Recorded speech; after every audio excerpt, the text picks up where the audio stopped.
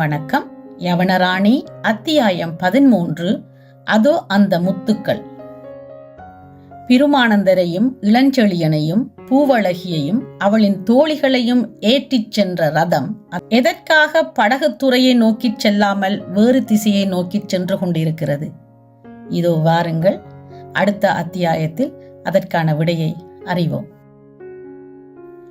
கீழ்கடலில் காளை கதிரவன் பெரிய நெருப்பு பந்து போல் எழுந்து நீர்மட்டத்தை கிழித்துக் கொண்டு தலையை வெளியே நீட்டியதால் காவிரிப்பூம் பட்டினத்தின் பெரும் மதில்கள் பொன்னிறம் பெற்று பிரகாசிக்கத் தொடங்கிவிட்டன என்றாலும் மதில்களின் உயரத்தின் காரணமாக ஊருக்குள் மட்டும் இளவெயில் புகாமலே இருந்தது.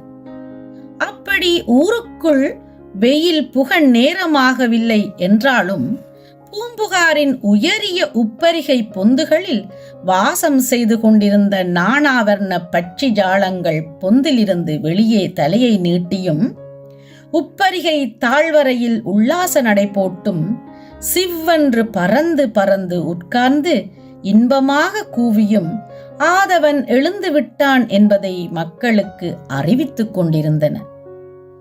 ஆரம்பத்தில் மென்மையாக கூட்டப்படும் சுருதி விரல் அழுந்த இசையின் வேகம் வலுக்க வலுக்க கமக சப்தங்கள் பெரிதாக கேட்கும் வண்ணம் ஜீவாவின் சுரசுரப்பையும் கலந்து கொண்டு உயிர் துடிப்புடன் ஒலிப்பதைப் போலவே உதய காலத்தின் ஆரம்பத்தில் பச்சி யாழங்களின் இன்ப சப்தங்களாலும் அடிகளார் திருக்கூட்டங்களின் நாமாவளிகளாலுமே சூழப்பட்ட காவிரிப்பூம் பட்டினத்தின் இரு பகுதிகளும் வினாடிகள் ஏற ஏற மக்கள் நடமாட்டத்தாலும் வேகமாகச் சென்ற குதிரைகளின் குளம்படி சத்தங்களாலும் மெல்ல மெல்ல திறக்கப்படும் பண்டகச் சாலை கடைகளின் ஊழியர் கூச்சலாலும் நிரம்பி புகார் விழித்துவிட்டது என்பதை அறிவுறுத்தின.